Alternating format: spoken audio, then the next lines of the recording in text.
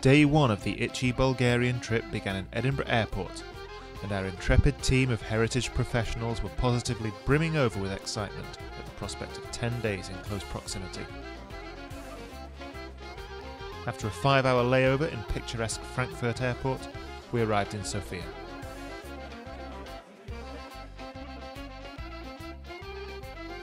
Our first stop the next day, after a quick trip to Sofia's ATM machines, was Lovech, home of the famous covered bridge designed by Kolyo Fichito, of whom more later.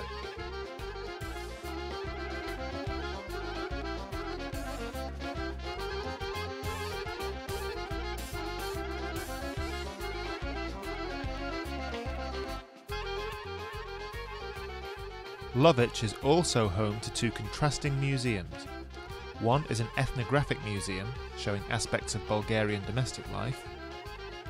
The other is devoted to the hero of the Bulgarian 19th century uprising against the Ottoman Empire, Vasil Levski.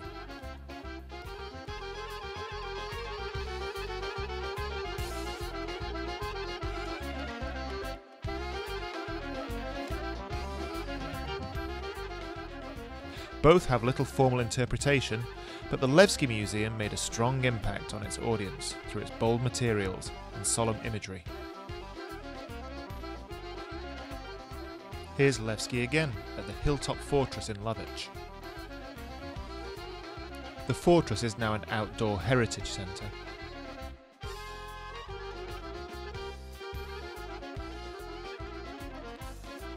We later saw a teenager, with a blatant disregard for health and safety, running over this stone arch.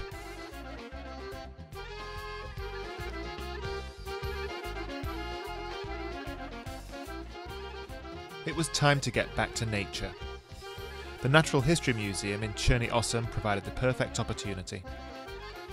Actually, Bulgaria is still very in touch with its rural side. We saw at least one horse and cart each day.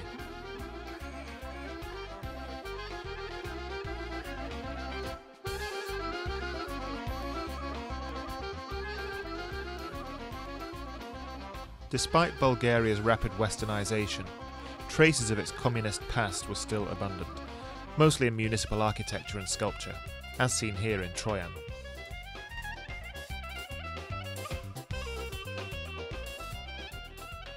The Arts and Crafts Museum showcased pottery, woodworking and traditional crafts.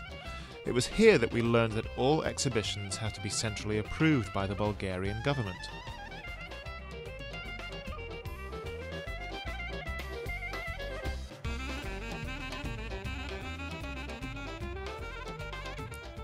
Our first taste of Troyan plum brandy was at another crafts museum the same day.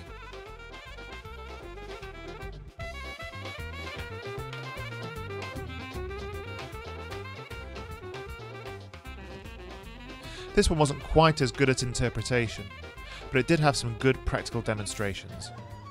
This is Sylvia, our wonderful guide, by the way.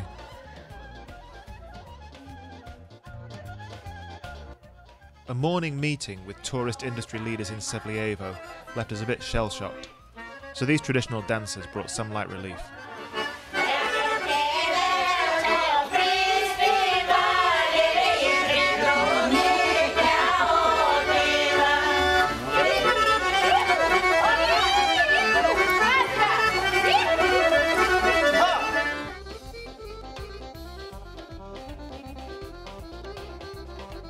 In the Leather Museum, I liked how the glass panels allowed you to see the original building.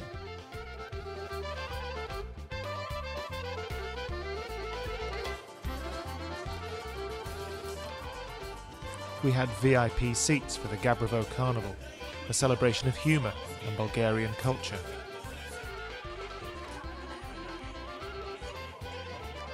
I'm not sure what aspect of Bulgarian culture this represents though.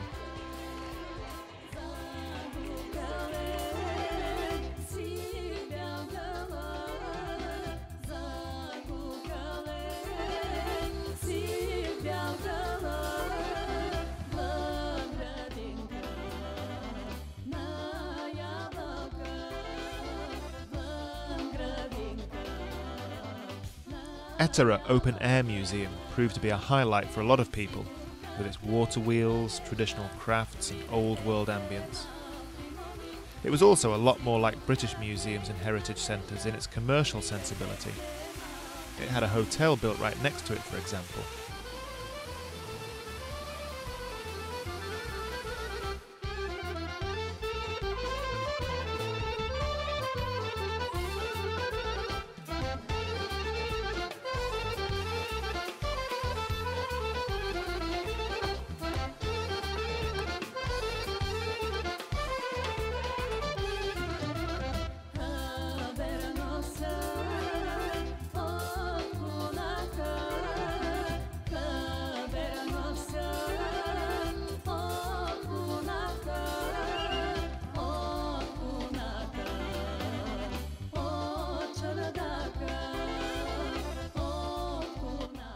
The Kolyo Museum celebrated Dryanovo's most famous son, the designer of many Bulgarian structures, including the Lovech covered bridge, seen earlier.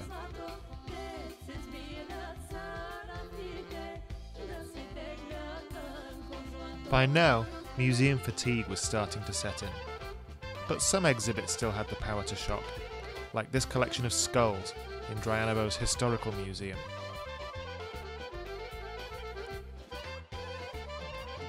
This museum surprised us too, with its exhibitions about deadly sins, including smoking. Apparently these circumvented state control, though I'm still not exactly sure how.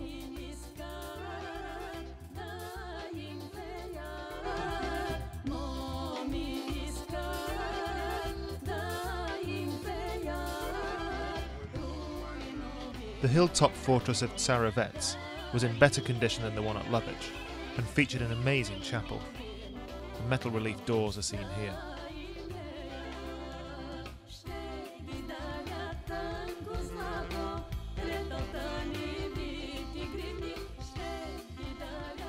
In the afternoon, we visited another village, preserved to show aspects of old Bulgaria, though, unlike the one at Etar, this one was real and not especially constructed. I think most of the group preferred Etar though. So much for authenticity. Here's Sylvia demonstrating the low door frames designed to make you bow as you enter the room. Most of the trip revolved around Bulgarian hospitality. Here we had baklava and Turkish coffee.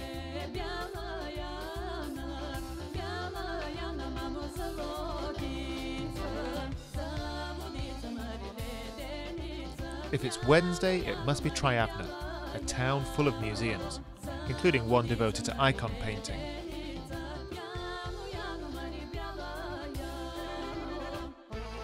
And others devoted to indigenous crafts, archaeology, and even African and Indian artifacts.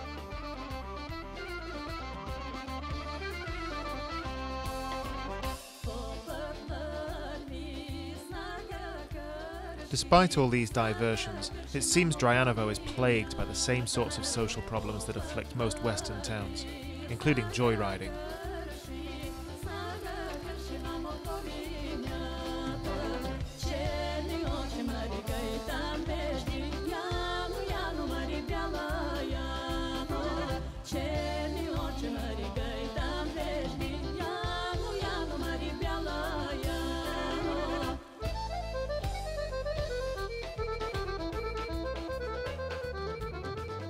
And so we said goodbye to Sylvia and Ivo, our faithful companions for 10 days.